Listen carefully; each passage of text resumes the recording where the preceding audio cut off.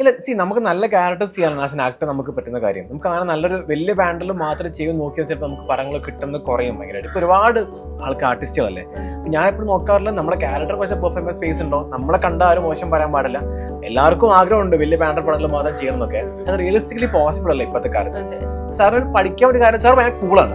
ഇപ്പോൾ എത്ര adverse situation sir എന്നെ ഹാൻഡിൽ ചെയ്യുന്നത് വളരെ കാമായിട്ടാണ്. ഒരു പ്രശ്നം വരുമ്പോൾ അതിന് ഫേസ് ചെയ്യുന്നത് ഭയങ്കര റിലാക്സ് ആണ്. പെട്ടെന്ന് പാനിക് ആവുകയോ ഭയങ്കര ഓവറായിട്ടൊന്നും ചെയ്യില്ല. ആത്മാവ്? You mean ghost? Something is wrong. Something doesn't seem right.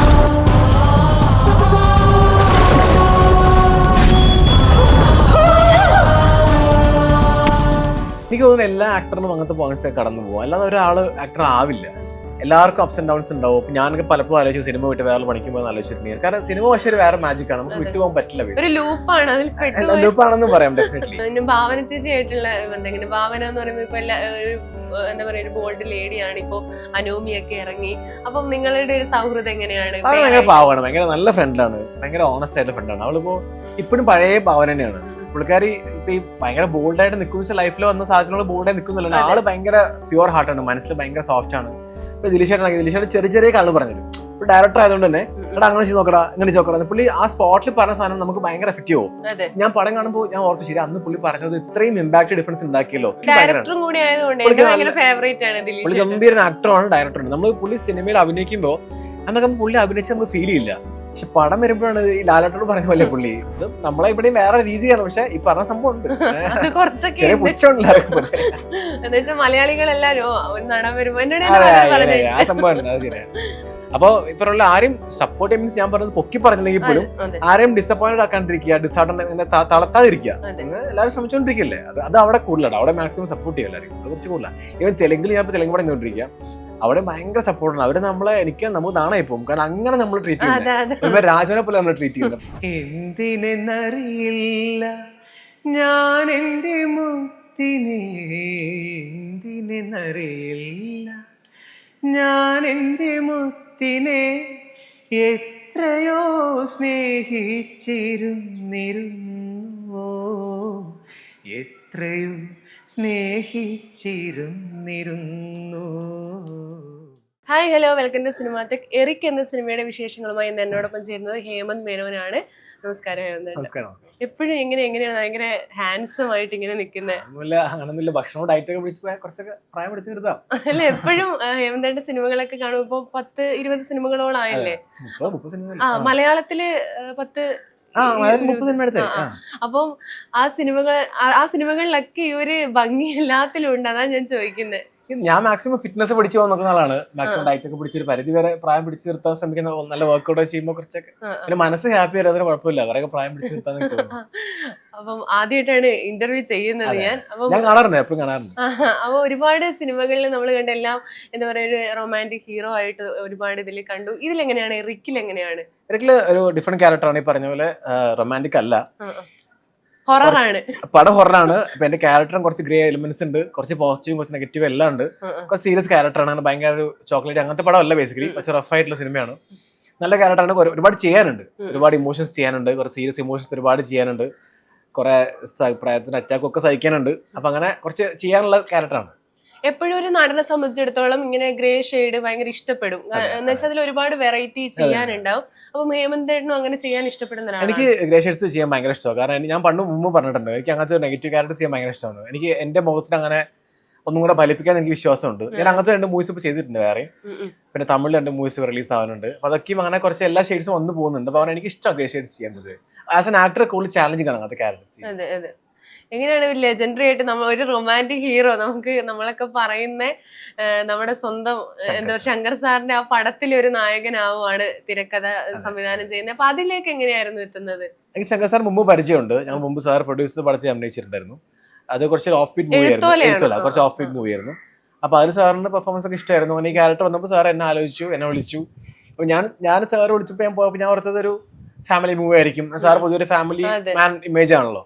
പക്ഷെ സാർ കഥ പറഞ്ഞപ്പോൾ ഭയങ്കര ഒരു ഇൻട്രസ്റ്റിംഗ് ആയിട്ടുള്ള ഒരു ഹൊറർ ജോണറിൽ പറഞ്ഞു പോകുന്ന, ഒട്ടും നമ്മൾ സാറിന് പ്രതീക്ഷിക്കാത്ത സിനിമയായിരുന്നത്. ഞാൻ പെട്ടെന്ന് ഞാൻ ഇന്നായി. കാരണം എനിക്കെപ്പോഴും എന്റെ ക്യാരക്ടർ ഭയങ്കര നേരത്തെ പറഞ്ഞ പോലെ എന്റെ ക്യാരക്ടർ ഭയങ്കര ചാലഞ്ചിങ് ആയിരുന്നു. അപ്പൊ അങ്ങനെ സാർ ഭയങ്കര കൂളായിട്ടുള്ള ആളാണ്. അപ്പം സാറിൽ നിന്ന് എന്തെങ്കിലും പഠിച്ചെടുത്തിട്ടുണ്ടോ, അതോ പഴയ സാറിന്റെ ഒരു സിനിമ പറയുകയാണെങ്കിൽ ഏതായിരിക്കും ഇഷ്ടപ്പെട്ടൊരു സിനിമ? എനിക്ക് എപ്പോഴും സാറിന്റെ ആയ സിനിമ എനിക്ക് എപ്പോഴും ഇഷ്ടം. അത് ലാലേട്ടനെയും സാറിന്റെ ഒക്കെ ആ ഒരു നമ്മൾ ഒരുപാട് കണ്ടിട്ടുള്ള സിനിമയാണ്. പിന്നെ കുറെ മൂവീസ് സാറിനെ കണ്ടിട്ടുണ്ട്. സാറിന്റെ ജസ്റ്റേഴ്സും സംഭവങ്ങളൊക്കെ ഭയങ്കര ഷോളും സാറിനൊക്കെ ഭയങ്കര വൈറലാണല്ലോ. സാറിന് പഠിക്കാൻ ഒരു കാര്യം, സാർ ഭയങ്കര കൂളാണ്. ഇപ്പൊ എത്ര അഡ്വേഴ്സ് സിറ്റുവേഷൻ ആണെങ്കിലും സാർ എന്നെ ഹാൻഡിൽ ചെയ്യുന്നത് വളരെ കാമായിട്ടാണ്.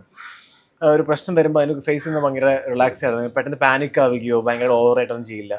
അപ്പൊ അതൊരു വലിയ പാടാണ്. കാരണം നമ്മളൊക്കെ പലപ്പോഴും പാനിക്കായി പോകുന്ന അവസ്ഥ സാർ വളരെ കൂളായി ഹാൻഡിൽ ചെയ്യാറുണ്ട്. അതൊരു പഠിക്കാവുന്ന സംഭവമാണ്. ഇപ്പം ഹേമന്തേട്ടൻ വന്ന ഒരു സാഹചര്യത്തിൽ നിന്ന് ഇപ്പം ഒരുപാട് കഥാപാത്രങ്ങൾ ചെയ്തു. ഇപ്പൊ എത്തി നിൽക്കുമ്പോൾ ഭയങ്കര ഹാപ്പിയാണോ? ഇനിയും എനിക്ക് ഒരുപാട് ചെയ്യണമെന്ന്, എവിടെയും എത്തിയിട്ടില്ല, ഇനിയും ചെയ്യണം, ഒരു കൊച്ചുകുട്ടിയെ പോലെ തന്നെയാണ് ഇപ്പം പോയിക്കൊണ്ടിരിക്കുന്നത്? അങ്ങനെയല്ല, അങ്ങനെ ഒരിക്കലും ഹാപ്പി ആണെന്നും ആയിട്ടില്ല. ഞാൻ അങ്ങനെ ഒരുപാട് എനിക്ക് ഇതിനോട് പ്രൂവ് ചെയ്യാനുണ്ട്. പറഞ്ഞ പോലെ ഇപ്പോഴാണ് നമ്മളെ പ്രൂവ് ചെയ്യാനുള്ള ചാൻസസ് വരുന്നത്. നമുക്കിപ്പോൾ എല്ലാ ടൈപ്പ് ക്യാരക്ടേഴ്സ് ചെയ്യാനുള്ള ഫീഡ് എനിക്കുണ്ട്. ഞാനും പ്രിപ്പയർഡ് ആണ്. ആസ് എൻ ആക്ടറോട് ഞാൻ ഒന്ന് പ്രിപ്പയർഡ് ആണ് ഒന്നുകൂടെയൊക്കെ. നല്ല നല്ല ക്യാരക്ടേഴ്സ് വരുമ്പോൾ ചെയ്യാനും എനിക്ക് എല്ലാ ടൈപ്പ് ക്യാരക്ടേഴ്സ് ചെയ്യാൻ ഇഷ്ടമാണ്. പോസിറ്റീവ്, നെഗറ്റീവ്, സപ്പോർട്ടിങ് ക്യാരക്ടേഴ്സ് ഒക്കെ ചെയ്യാൻ ഭയങ്കര ഇഷ്ടമാണ്. അപ്പോൾ എവിടെ എത്തിയെന്ന് പറയാൻ ഞാൻ ആയിട്ടില്ല. ഇപ്പോഴും നമ്മൾ ട്രൈ ചെയ്യണം. നല്ല നല്ല മൂവീസ് ചെയ്യാൻ, നല്ല ക്യാരക്ടേഴ്സ് ചെയ്യാൻ ഇപ്പോഴും ട്രൈ ചെയ്യുന്നുണ്ട്. അപ്പോൾ ഈ വലിപ്പച്ചെറുപ്പം ഇല്ലാതെ ആര് വിളിച്ചാലും നല്ല വേഷമാണെങ്കിൽ ചെയ്യും, അങ്ങനെ ഒരു ഡിസിഷൻ എടുക്കുന്നതാണോ? അല്ലെങ്കിൽ വലിയൊരു ബാനറിലേ ചെയ്യുള്ളൂ, അങ്ങനെയൊക്കെ ഒരു തീരുമാനം എടുത്തിട്ടുണ്ടോ? ഇല്ല, നമുക്ക് നല്ല ക്യാരക്ടേഴ്സ് ചെയ്യാനാണ് ആസ് എൻ ആക്ടർ നമുക്ക് പറ്റുന്ന കാര്യം. നമുക്ക് അങ്ങനെ നല്ലൊരു വലിയ ബാൻഡിൽ മാത്രം ചെയ്ത് നോക്കിയാൽ ചിലപ്പോൾ നമുക്ക് പടങ്ങൾ കിട്ടുന്നത് കുറയും ഭയങ്കരമായിട്ട്. ഇപ്പോൾ ഒരുപാട് ആർട്ടിസ്റ്റുകളല്ലേ. ഞാൻ എപ്പോഴും നോക്കാറില്ല നമ്മളെ ക്യാരക്ടർ കുറച്ച് പെർഫോമൻസ് സ്പേസ് ഉണ്ടോ, നമ്മളെ കണ്ട ആരും മോശം പറയാൻ പാടില്ല. എല്ലാവർക്കും ആഗ്രഹമുണ്ട് വലിയ ബാൻഡർ പടങ്ങൾ മാത്രം ചെയ്യണം എന്നൊക്കെ. അത് റിയലിസ്റ്റിക്കലി പോസിബിൾ അല്ല ഇപ്പോഴത്തെ കാലത്ത്. നമ്മളിപ്പം നല്ല ക്യാരക്ടർ, നല്ല സിനിമകളിൽ ഭാഗമാകാൻ ശ്രമിക്കുക എന്നുള്ളതാണ് മെയിൻ ആയിട്ടുള്ള ഒബ്ജക്റ്റീവ്. ഒരു മലപ്പുറംകാരനാണ്. അപ്പോൾ മലപ്പുറത്തുകാരുടെ സ്നേഹം എപ്പോഴും ഭയങ്കര രസമാണ്. അപ്പോൾ മലപ്പുറംകാർ നൽകുന്ന ഒരു സപ്പോർട്ടൊക്കെ എങ്ങനെയാണ് ഒരു ആക്ടർ എന്ന നിലയിൽ? സമീപത്തുള്ള ആൾക്കാരും അവരൊക്കെ നമ്മളെ മലപ്പുറം അവിടെ എല്ലാവർക്കും ഭയങ്കര ഹോണസ്റ്റ് ആണ്. ഭയങ്കര ഫ്രം ദ ഹാർട്ട് ചെയ്യുന്ന ആൾക്കാരാണ്. ആരും മനസ്സൊന്നും വെച്ച് പുറത്ത് കളയുന്ന ആൾക്കാരല്ല. അപ്പൊ എന്റെ അവിടുത്തെ ഫ്രണ്ട്സിനും ഫാമിലി എല്ലാവരും ഭയങ്കര സപ്പോർട്ടീവാണ്. അവരൊന്നും എന്നെ അങ്ങനെ എന്റെ ഫ്രണ്ട്സ് അങ്ങനെ ആക്ടറെ കാണുന്ന ആൾക്കാരൊന്നുമില്ലല്ലോ. ഞാൻ എന്താണെന്ന് പറഞ്ഞാൽ എന്നെ ചെയ്യുന്ന ആൾക്കാരുണ്ട് നാട്ടിലുള്ള ആൾക്കാരൊക്കെ. അപ്പൊ അങ്ങനെ ഒരു നടൻ എന്നുള്ള പോലെ കണ്ട് അങ്ങനത്തെ സംസാരമൊന്നുമില്ല. പക്ഷെ എന്ത് വരുമ്പോഴും മാക്സിമം സപ്പോർട്ട് ചെയ്യും, അവരുടെ ഭാഗത്ത് ഷെയർ ചെയ്യും, കാണാൻ ശ്രമിക്കും, എല്ലാം സപ്പോർട്ട് ചെയ്യാൻ ആൾക്കാരുണ്ട്.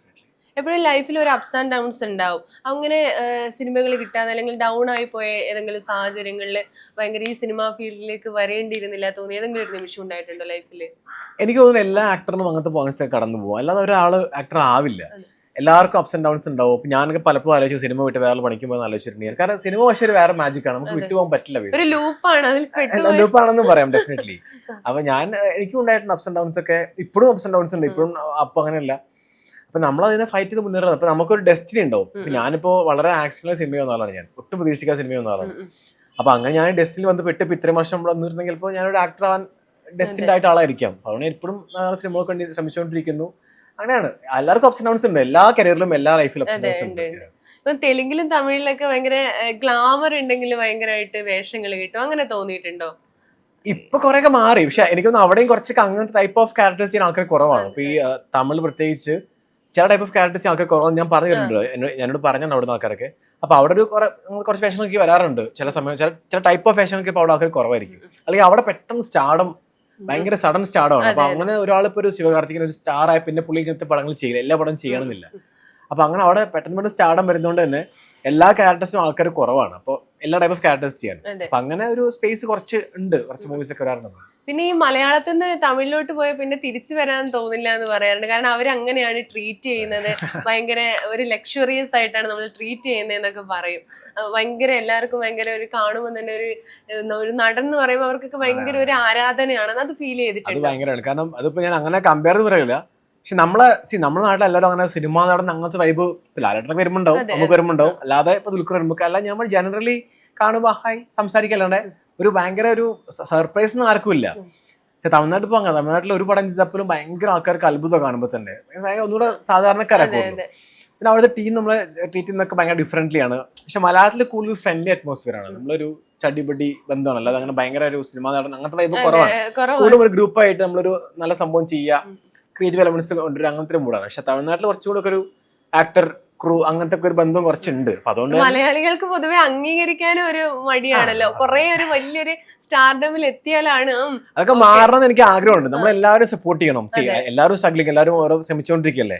അപ്പോൾ ഇപ്പൊ ആരെയും സപ്പോർട്ട് മീൻസ് ഞാൻ പറഞ്ഞത് പൊക്കി പറഞ്ഞില്ലെങ്കിൽ പോലും അതെ ആരെയും ഡിസപ്പോയിന്റഡ് ആക്കാണ്ടിരിക്കുക, ഡിസാർട്ടൻ തളർത്താതിരിക്കുക, എല്ലാവരും ശ്രമിച്ചുകൊണ്ടിരിക്കില്ലേ. അത് അവിടെ കൂടുതലാണ്, അവിടെ മാക്സിമം സപ്പോർട്ട് ചെയ്യും എല്ലാവരും. അത് കുറച്ച് കൂടുതലാണ്. ഈവൻ തെലുങ്കിൽ ഞാൻ തെലുങ്ക് പടം ചെയ്തോണ്ടിരിക്കുക, അവിടെ ഭയങ്കര സപ്പോർട്ടാണ്. അവര് നമ്മളെ നമുക്ക് നാണായി പോകും, കാരണം അങ്ങനെ നമ്മൾ ട്രീറ്റ് ചെയ്യുന്നത് രാജനെ പോലെ നമ്മൾ ട്രീറ്റ് ചെയ്യുന്നത്, ഭയങ്കരമായിട്ട് നമ്മളെ സ്നേഹിക്കും. അതാ ഞാൻ പറഞ്ഞു അവിടെ അല്ല ശരിയാണ്, പറഞ്ഞത് ഭയങ്കര ശരിയാണ്. അത് നമ്മളെ ഇവിടെയും വേറെ രീതിയാണ്, പക്ഷെ ഈ പറഞ്ഞ സംഭവം ഉണ്ട്, കുറച്ചൊക്കെ ചെറിയ പുച്ഛമുണ്ട്.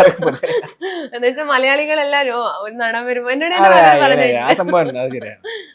ശരിക്കും ഒരുപാട് നല്ല പാട്ടുകളിലൊക്കെ അഭിനയിക്കാൻ പറ്റുന്നുണ്ട്. പാട്ടുകളിലൂടെ നമ്മളൊരു നടനെ ഇങ്ങനെ നോട്ടീസ് ചെയ്യും. അങ്ങനെ ഡോക്ടർ ലൗലിയൊക്കെ പാട്ടുകള്, ആ പാട്ടുകൾ ഒരുപാട് ഗുണം ചെയ്തിട്ടുണ്ടോ ഈ ചെറുപ്പക്കാരിലേക്ക്, ചെറിയ കുട്ടികളിലേക്കൊക്കെ ഇറങ്ങി ചെല്ലാൻ? നമ്മളൊക്കെയും പാട്ട് ചെയ്യുന്ന പാട്ട് എപ്പോഴും എല്ലാ ആൾക്കാർക്കും പാട്ടാണ് നമ്മുടെ ഒരു സോഴ്സ് ഓഫ് എന്റർടൈൻമെന്റ് എന്ന് പറയുന്നത്. സിനിമയൊക്കെ ഉണ്ടെങ്കിൽ പോലും എപ്പോഴും നമുക്ക് ഫോണിലുള്ള സാധനം പാട്ടല്ലേ. അപ്പൊ പാട്ടിലുള്ള ആൾക്കാർ മനസ്സിൽ കയറാൻ ഡെഫിനറ്റ്ലി പറ്റും. ആ കാലത്തൊക്കെ ഒരുപാട് നല്ല മൂവീസ് ഞാൻ പാട്ടിൽ അഭിനയിച്ചിട്ടുണ്ടായിരുന്നു. അതൊക്കെ ആൾക്കാർക്ക് ഓർത്തെടുക്കാൻ ആ പാട്ടിൽ അഭിനയിച്ച ആളല്ലേ എന്ന് പറയാൻ പെട്ടെന്ന് നമുക്ക്, കാരണം പലരും പാട്ടാണ് അവരുടെ ലൈഫ് ആൾക്കാർ. അപ്പൊ എന്റെ വൈഫൊക്കെ ഭയങ്കര ഒരു പാട്ടിന്റെ സിഗ്നലാണ്. അപ്പൊ അതൊരു വലിയ പോസിറ്റീവ് ആയിരുന്നു ആ കാലത്തൊക്കെ, പാട്ടിലൂടെ കണക്ട് ചെയ്യാൻ പറ്റും. ഇപ്പൊ ചട്ടക്കാരിലെ പാട്ടൊക്കെ ഭയങ്കര ഹിറ്റ് അല്ലേ, നിലാവ് എന്നുള്ള പാട്ടൊക്കെ ഭയങ്കര ഹിറ്റ്. അപ്പൊ ഒരുപാട് ഈ അടുക്ക് ഞാനൊരു എന്താ പറയാ ഒരു ലിസ്റ്റ് കണ്ടു, പാട്ടിൽ ഭയങ്കരമായിട്ട് തിളങ്ങിയ ആൾക്കാര്. അപ്പൊ അങ്ങനെയുള്ള ഒരുപാട് ലിസ്റ്റിൽ ഞാൻ കണ്ടിട്ടുണ്ട്. നല്ല പാട്ടുകളാണ്. ഈ ഡോക്ടർ ലവില് എനിക്ക് ഇഷ്ടപ്പെട്ട നല്ലൊരു ക്യാരക്ടറാണ്. ഒരുപാട് ക്യാരക്ടേഴ്സ് ഉണ്ടെങ്കിലും ഇപ്പം കുഞ്ചോക്കോനൊക്കെ ആയിട്ട് എങ്ങനെയാണ് ബന്ധങ്ങളൊക്കെ, എങ്ങനെയാണ്? ചാക്കോച്ചൻ നല്ല പോസിറ്റീവ് ആയിട്ട് വന്നതാണ്. പുള്ളി സിനിമകൾ കാണുമ്പോൾ ഇറങ്ങുമ്പോൾ റിലീസ് ആകുമ്പോഴൊക്കെ അപ്രീഷിയേറ്റ് ചെയ്യാറുണ്ട്. ഇപ്പോൾ കഴിഞ്ഞൊരു പടം റിലീസ് ചെയ്യാൻ എനിക്ക് ഔസേപ്പിന്റെ ഒസ്യത്തിൽ പടം റിലീസായി. ചാക്കോച്ചൻ നല്ല അത് കണ്ട് പുള്ളി നല്ല അഭിപ്രായം പറഞ്ഞു. ഞങ്ങൾ അങ്ങോട്ടും സിനിമകൾ കാണുമ്പോൾ എനിക്ക് ഓഫീസറിനെ വിട്ട് ഭയങ്കര ഇഷ്ടപ്പെട്ട ക്യാരക്ടറാണ്. ചാക്കോച്ചൊന്നും പ്രതീക്ഷിക്കാത്ത സാധനമാണത്. ഞാൻ കണ്ടിട്ട് ഭയങ്കര ഇഷ്ടപ്പെട്ട നമ്മൾക്ക് മെസ്സേജ് അയച്ചിരുന്നു. ഇടയ്ക്ക് കാണുമ്പോൾ സ്റ്റാറ്റസ് കാണുമ്പോൾ സപ്പോർട്ട് ചെയ്യാറുണ്ട്, മെസ്സേജ് ഒക്കെ ചെയ്യാറുണ്ട്. ഭാവന ചേച്ചി ആയിട്ടുള്ള ബന്ധം, ഭാവന എന്ന് പറയുമ്പോൾ ഇപ്പൊ എന്താ പറയാ ഒരു ബോൾഡ് ലേഡിയാണ്. ഇപ്പൊ അനോമിയൊക്കെ ഇറങ്ങി. അപ്പം നിങ്ങളുടെ ഒരു സൗഹൃദം എങ്ങനെയാണ്? ഭയങ്കര പാവാണ്, ഭയങ്കര നല്ല ഫ്രണ്ടാണ്, ഭയങ്കര ഓണസ്റ്റ് ആയിട്ടുള്ള ഫ്രണ്ടാണ്. അവളിപ്പോ ഇപ്പോഴും പഴയ ഭാവന തന്നെയാണ്. പുള്ളിക്കാരി ഇപ്പൊ ഈ ഭയങ്കര ബോൾഡായിട്ട് നിൽക്കുന്ന ലൈഫിൽ വന്ന സാഹചര്യങ്ങൾ ബോൾഡായി നിൽക്കുന്നില്ല. ആള് ഭയങ്കര പ്യുവർ ഹാർട്ടാണ്, മനസ്സിൽ ഭയങ്കര സോഫ്റ്റ് ആണ്. ഇപ്പൊ നമ്മളൊക്കെ ആണെങ്കിൽ നമുക്കിപ്പോ ഓൾമോസ്റ്റ് 10-13 വർഷമായി പടം കഴിഞ്ഞിട്ട് ഇപ്പോഴും പക്ഷെ അതേ ഫ്രണ്ട്ഷിപ്പ്, അതേ ബോണ്ടും കീപ്പ് ചെയ്യുന്ന, വിളിക്കുമ്പോൾ എന്താണെന്ന് വെച്ച് റെസ്പോണ്ട് ചെയ്യാൻ പറ്റുന്ന അങ്ങനത്തെ ഒരു ഭയങ്കര ബന്ധമാണ് ഭാവനയ്ക്കുള്ളത്. നല്ലൊരു, ഞാൻ കണ്ടു വെച്ച് വൺ ഓഫ് ദ ഫൈനസ്റ്റ് ലേഡീസിലാണ് ഭാവന. ക്യാരക്ടറൈസ് മനസ്സുകൊണ്ട് ഭയങ്കര നല്ലൊരു വ്യക്തിയാണ്.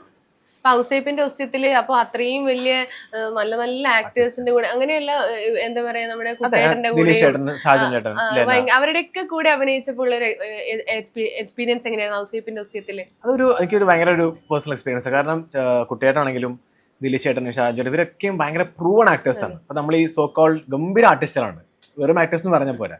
അപ്പൊ അവർ നമുക്ക് തരുന്ന ചെറിയ ചെറിയ ടിപ്സുകൾ. ഇപ്പൊ കുട്ടേട്ടനൊക്കെ പുള്ളി ഇത്രയും ലെജൻഡറി ആക്ടറായിട്ട് പോലും ഞാൻ അദ്ദേഹത്തിന്റെ മോനെ അഭിനയിക്കുന്ന പടത്തിൽ എനിക്ക് നിന്ന് കുറെ പുള്ളി എഫേർട്ട് എടുത്ത് ഫിസിക്കലി ഒക്കെ നീ കാണിച്ചു തന്നു, അങ്ങനെ ചെയ്യും പറഞ്ഞ് കാണിച്ച് ഒരുപാട് ടിപ്സ് നമുക്ക് തരും. അപ്പൊ ആ ഒരു ചെറിയ ടിപ്പൊക്കെ നമുക്ക് ചിലപ്പോൾ ഒരു 1 year പോയപ്പോൾ ഒരു ആക്ടിംഗ് വർഷം കിട്ടുന്ന ടിപ്പ് അല്ല. അവരുടെ ഇത്രയും കാലത്ത് എക്സ്പീരിയൻസ് ഉണ്ടാക്കിയെടുത്തുള്ള അനുഭവങ്ങളും സംഭവം ഡെഫിനറ്റ്ലി. കുട്ടിയുടെ ഭയങ്കര വിജയരാഘവൻ ചേട്ടൻ ഭയങ്കര ഒരു ആക്ടിംഗ് വർക്ക്ഷോപ്പിനാണ് പുള്ളി, ഭയങ്കര സംഭവമാണ് കാര്യത്തിൽ. ഇപ്പൊ ദിലീഷ് ചേട്ടനാണെങ്കിൽ ദിലീഷ് ചേട്ടൻ ചെറിയ ചെറിയ കാര്യങ്ങൾ പറഞ്ഞുതരും. ഇപ്പൊ ഡയറക്ടർ ആയതുകൊണ്ട് തന്നെ എടാ അങ്ങനെ ചെയ്ത് നോക്കടാ, ഇങ്ങനെ നോക്കടാ, പുള്ളി ആ സ്പോട്ടിൽ പറഞ്ഞ സാധനം നമുക്ക് ഭയങ്കര എഫക്റ്റീവ് ആവും. ഞാൻ പടം കാണുമ്പോൾ ഞാൻ ഓർത്തു, ശരി അന്ന് പുള്ളി പറഞ്ഞത് ഇത്രയും ഇമ്പാക്ട് ഡിഫറൻസ് ഉണ്ടാക്കിയല്ലോ. മറ്റേ എനിക്കറിയാലോ സംഭവം എന്താന്നുള്ളത്. ഡയലോഗ് പറഞ്ഞതിന്റെ ഓർഡർ മാറ്റുക, ഇത് ആദ്യം പറ, അത് പറ, അങ്ങനത്തെ അവരുടെ പുള്ളി ഗംഭീര ആക്ടറാണ്, ഡയറക്ടറാണ്. നമ്മൾ പുള്ളി സിനിമയിൽ അഭിനയിക്കുമ്പോൾ അന്നൊക്കെ പുള്ളി അഭിനയിച്ച് നമുക്ക് ഫീൽ ചെയ്യില്ല. പക്ഷെ പടം വരുമ്പോഴാണ് ഈ ലാലേട്ടനോട് പറഞ്ഞ പോലെ പുള്ളി ഭയങ്കര സാധനം പടത്തിലുണ്ടാവും. അവിടെ ചുമ്മാ പുള്ളി നടന്നങ്ങ് പോയിട്ടുണ്ടാവും. ഗംഭീര ആക്ടറാണ്, നല്ല വ്യക്തികളാണ്. ഇപ്പൊ ഒട്ടും ഈഗോ ഇല്ലാത്ത സെറ്റ് ആയിരുന്നു ഔസേപ്പിന്റെ ഒസ്യത്ത്. എല്ലാവരും നല്ല ആക്ടേഴ്സും ഭയങ്കര പോസിറ്റീവ് എനർജി ആയിരുന്നു, സപ്പോർട്ട് ചെയ്ത് പരസ്പരം. ഇപ്പൊ ശങ്കർ സാറിന്റെ പറയുകയാണെങ്കിൽ ഭയങ്കര എന്താ പറയാ എല്ലാവരും ഒരു ഡൗൺ ടു എർത്ത് ആയിട്ടുള്ള ഒരാളാണ്. അങ്ങനെയുള്ളവർക്ക് ശരിക്കും മലയാള സിനിമയിൽ കുറച്ചൊക്കെ പിടിച്ചു നിൽക്കണമെങ്കിൽ കുറച്ചൊരു ചാടി നിൽക്കണം എന്ന് ഫീൽ ചെയ്തിട്ടുണ്ട്. അങ്ങനെയല്ല നമ്മൾ ഭയങ്കര മാറി നിന്നാൽ ശരിക്കും നമുക്ക് സിനിമകൾ കുറവായിരിക്കും. അങ്ങനെ ഫീൽ ചെയ്തിട്ടുണ്ടോ എന്തെങ്കിലും?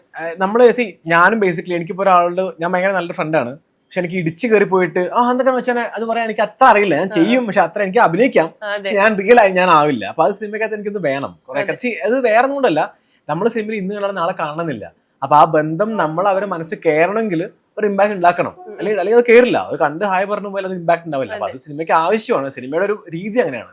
നമ്മൾ സാധാരണ ഫ്രണ്ട്ഷിപ്പ് അല്ലെങ്കിൽ ബോണ്ട് ബിൽഡ് ചെയ്യുന്നത്, ഞാൻ താങ്കളെ ഇന്ന് കണ്ടു, നാളെയും കണ്ടു, മടന്ന കണ്ടു, നമ്മൾ ഫ്രണ്ട്ഷിപ്പ് ഫോം ചെയ്യും. അല്ലെങ്കിൽ നിങ്ങൾ അതിനെ ഓർക്കണമെന്നില്ല. അപ്പൊ ഓർക്കണേ നമ്മൾ ഒരു ഇമ്പാക്ട് ഉണ്ടാക്കാൻ പറ്റുന്ന ഒരു മനസ്സിൽ. അപ്പൊ അതിന് ഡെഫിനറ്റ്ലി കുറച്ച് എനർജറ്റിക് നില പറ്റൂ ഇപ്പോഴത്തെ കാലത്ത്. ഈ ക്യാരക്ടേഴ്സ് വരുന്നത് ശരിക്കും തേടി പോകാറുണ്ടോ ക്യാരക്ടേഴ്സ്, അല്ലെങ്കിൽ ഓരോ സിനിമകൾ ചെയ്തിട്ട് ഇപ്പൊ ഡയറക്ടേഴ്സ് കണ്ട് ഇഷ്ടപ്പെട്ട് അങ്ങനെ കോൾ ചെയ്യുന്നതാണോ, എങ്ങനെയാണ്? ഞാൻ തേടി പോകുന്ന കുറവാണ്. എന്റെ ഒരു ഡ്രോബാക്ക് ആണ് ആക്ച്വലി അത്. എനിക്ക് ഒരാളെ നേരത്തെ പറഞ്ഞല്ലേ എനിക്ക് ബുദ്ധിമുട്ട് ചെയ്യുന്ന ചാൻസ് തരണം എന്ന് ഞാൻ പറയാറുണ്ട്. പക്ഷെ എനിക്ക് അങ്ങനെ ഫോളോ അപ്പ് ചെയ്യുന്ന പുഷ് ചെയ്യാൻ എനിക്ക് ഇഷ്ടമല്ല. അവർ കംഫർട്ട് സോൺ പോയി ഡിസ്റ്റർബ് എനിക്ക് ഇഷ്ടമല്ല. വന്നിട്ടുള്ളതൊക്കെ ആരെങ്കിലും ഇപ്പൊ ഞാൻ ചെയ്ത വർക്കുകൾ കണ്ടിട്ട് അതിന് കൂടെ വർക്ക് ചെയ്ത ആൾക്കാരുണ്ടാവും, അവർ റെഫർ ചെയ്തിട്ടും. അപ്പൊ അവർക്ക് ഇപ്പൊ ഞാൻ ഔസേപ്പ് ചെയ്യുമ്പോൾ കണ്ട ആ ടീമൊക്കെ ഭയങ്കര ഫ്രണ്ട്സ് ആണ്, എല്ലാവർക്കും ഭയങ്കര ഇഷ്ടപ്പെട്ടതാണ് പെർഫോമൻസ് ഒക്കെ.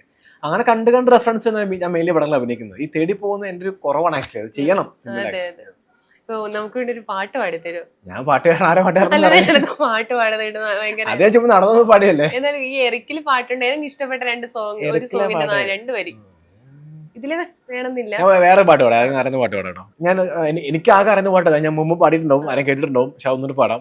മറ്റേ മറന്നിട്ട് എന്നുള്ള പാടി ഞാൻ എപ്പോഴും പാടാറില്ല. എനിക്ക് ഒന്നിട്ട് പെട്ടെന്ന് പറഞ്ഞ് ഞാൻ പ്ലാൻ അതും പാടാം കേട്ടോ. ഇടയ്ക്ക് പാടാം. അറിയാതെ ഞാൻ എൻ്റെ മനസ്സിലെ കാണാത്ത കവിതകൾ മൂളി പഠിച്ചിരുന്നു, കാലൊച്ചയില്ലാതെ വന്നു നീ മെല്ലെ മാറോടമത്തി കൊതിച്ചിരുന്നു.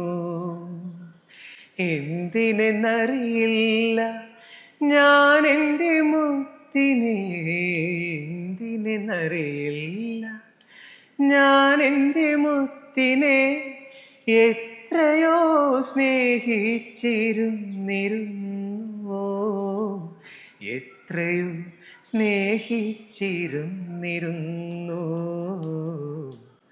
മറന്നിട്ടുമെന്തിനോ മനസ്സിൽ തുളുമ്പുന്നു മൗനാനുരാഗത്തിൻ ലോലഭാവം. കൊഴിഞ്ഞിട്ടുമെന്തിനോ പൂക്കാൻ തുടങ്ങും പുലർമഞ്ഞു കാലത്തെ സ്നേഹതീരം, പുലർമഞ്ഞു കാലത്തെ സ്നേഹതീരം. എന്ത് രസമാ, നല്ല സൗണ്ട്. സിനിമയിൽ ട്രൈ ചെയ്തൂടെ? പാടാൻ സമയമുള്ള പാടാം. ഞാൻ കുറച്ചൊക്കെ പാടാറുണ്ട്. ഞാൻ അല്ലാതെ റീൽസും ഒക്കെ പാട്ട് പാടാം. എന്റെ ചേച്ചി സിംഗറാണ്, ഞാൻ കുറച്ചൊക്കെ പാടാറുണ്ട്. അല്ല, നല്ലൊരു പാട്ട് വന്നപ്പോഴേ ഭയങ്കര സൗണ്ട് ഭയങ്കര രസമായിട്ടുണ്ട്. അപ്പൊ ശരിക്കേ അതല്ല ഞാൻ പാട്ടിന്റെ കാര്യം പറയുന്നത്, ഒരുപാട് പേര് ഇപ്പം നടന്മാര് ഗായകരാവുന്നുണ്ട്. അപ്പൊ ഭാവിയില് നല്ല സൗണ്ട് ആണ്, ഇത് നമ്മൾ യൂട്ടിലൈസ് ചെയ്യണോ? ഇനിയിപ്പം ഇമോഷൻ ചെയ്യാനാണോ കൂടുതൽ ഇഷ്ടം, ഹൊറർ ആണോ, കോമഡി ആണോ, എന്താണ് ചെയ്ത് ഫലിപ്പിക്കണം എന്ന് ആഗ്രഹമുള്ള ഒരു ക്യാരക്ടർ? എനിക്ക് ത്രില്ലേഴ്സ് ആണ് കൂടുതൽ ഇഷ്ടം സിനിമ വൈസ് നോക്കുകയാണെങ്കിൽ. പിന്നെ ചെയ്ത് ഫലിപ്പിക്കാൻ കൂടുതൽ ഇഷ്ടം നെഗറ്റീവ് ക്യാരക്ടേഴ്സ് ആണ്. എനിക്ക് പലരും പറയാറുണ്ട് എനിക്ക് കുറച്ചൊരു നിഷ്കളങ്കത മുഖത്തെന്ന് പലരും പറയാറുണ്ട്. ഇപ്പൊ എനിക്കറിയില്ല, പണ്ടൊക്കെ പറയായിരുന്നു. അപ്പൊ എനിക്ക് അങ്ങനത്തെ ഫേസിലുള്ള നെഗറ്റീവ് ക്യാരക്ടേഴ്സ് ഉണ്ടല്ലോ, അത് എനിക്ക് ഭയങ്കര ഇഷ്ടമാണ്. കാരണം ഇവൻ വില്ലനാന്ന് പ്രതീക്ഷിക്കാൻ പാടില്ല. അങ്ങനെ വില്ലനാകുമ്പോൾ എനിക്ക് അങ്ങനത്തെ ക്യാരക്ടേഴ്സ് ചെയ്യാൻ ഭയങ്കര ഇഷ്ടമാണ്. അത് ത്രില്ലേഴ്സ് ചെയ്യാൻ ഭയങ്കര ഇഷ്ടമാണ്. എനിക്ക് കൂടുതലും സീരിയസ് മൂവീസ് ആണ് ഇഷ്ടം. ത്രില്ലേഴ്സ് ആണ് എൻ്റെ ഒരു ഫേവറേറ്റ് ജോണർ ചെയ്യാൻ. അപ്പൊ ഇങ്ങനെ ത്രില്ല് അടിപ്പിക്കുന്ന ക്യാരക്ടേഴ്സ് വരുന്നുണ്ടോ അതോ എങ്ങനെയാണത്? അല്ല, ഇപ്പൊ വരുന്ന മൂവീസ് അങ്ങനെ തന്നെയാണ് ആക്ച്വലി. ഞാൻ അങ്ങനത്തെ മൂവീസ് സെലക്ട് ചെയ്യാറുള്ളൂ. ഭയങ്കര പ്ലെയിൻ ആയിട്ടുള്ള റൊമാൻസ് ആണ് ഇപ്പോൾ വർക്ക് ആവില്ല, ടു ബി വെരി ഓണസ്റ്റ്. അപ്പൊ ഞാനിപ്പോൾ അങ്ങനത്തെ ക്യാരക്ടേഴ്സ് ചെയ്യാറില്ല. ഇപ്പോൾ ഞാൻ 2-3 മൂവീസ് കമ്മിറ്റ് ചെയ്തതൊക്കെ അങ്ങനത്തെ മൂവീസ് ആണ്. കുറച്ചൊരു സീരിയസ് മൂവി. എനിക്ക് പോലീസ് ക്യാരക്ടർ ഞാൻ ഭയങ്കര ഇഷ്ടമാണ്. ഇപ്പൊ ഒരു പോലീസ് ക്യാരക്ടർ ചെയ്തിട്ടുണ്ട് ഞാനിപ്പോ. അപ്പൊ അങ്ങനത്തെ അതൊരു മറ്റേ വേറെ ലാംഗ്വേജിലാണ്, തെലുഗു ആണ് അത് ചെയ്തിട്ടുണ്ട്. പിന്നെ ഇപ്പോൾ വേറെ ഷോർട്ട് ഫിലിം ചെയ്തു, ഒരു വലിയൊരു ഷോർട്ട് ഫിലിം ചെയ്തിട്ടുണ്ട് മലയാളത്തിൽ തന്നെ. ഒരു പോലീസ് ക്യാരക്ടറാണ്, കുറച്ച് വലിയ ക്യാൻവാസ് ചെയ്ത ഷോർട്ട് ഫിലിമാണ്. പിന്നെ വേറൊരു വെബ് സീരീസ് ഇപ്പോൾ കമ്മിറ്റ് ചെയ്തിട്ടുണ്ട്, ഷോർട്ട് ഫിലിം തന്നെ. Short film web series commit ചെയ്തിട്ടുണ്ട്. അതും ഒരു പോലീസ് ക്യാരക്ടർ പക്ക ഇൻവെസ്റ്റിഗേഷൻ പോകുന്ന സാധനമാണ്. അപ്പൊ എനിക്ക് അതും ചെയ്യാൻ ഭയങ്കര ഇഷ്ടമാണ്. വെബ് സീരീസ് ഇപ്പം ഭയങ്കര മലയാളത്തിലെ വെബ് സീരീസ് ഒക്കെ ഭയങ്കര ഹിറ്റ് അടിക്കുന്നുണ്ടല്ലോ. അപ്പൊ അങ്ങനെ ഇപ്പൊ ജിയോ ഹോട്ട്സ്റ്റാറിലൊക്കെ റോസ്ലിൻ എന്നൊക്കെ പറഞ്ഞ വെബ് സീരീസ് നല്ല അഭിപ്രായമാണ്, കണ്ടിരുന്നു. അങ്ങനെ എനിക്ക് ഇഷ്ടമാണ്. നല്ല ഇത് വെബ് സീരീസ് കൊള്ളാം. വെബ് സീരീസ് നല്ല തീമാണ്. അത് നമ്മളിപ്പോഴത്തെ വളരെ റെലവന്റ് ആയ തീമാണ്. നല്ല ടീമുമാണ് സംഭവം. അതിപ്പോ ഏകദേശം കൺഫേം ആയിട്ട് ഒരു മാർച്ച് ഷൂട്ട് പ്ലാൻ ചെയ്യുന്നുണ്ട്. അപ്പൊ താഴെ എടുക്കണം. പോലീസ് വേഷം അല്ലേ? പോലീസ് വേഷത്തിൽ എനിക്ക് തോന്നുന്നു ഭയങ്കര രസമായിരിക്കും.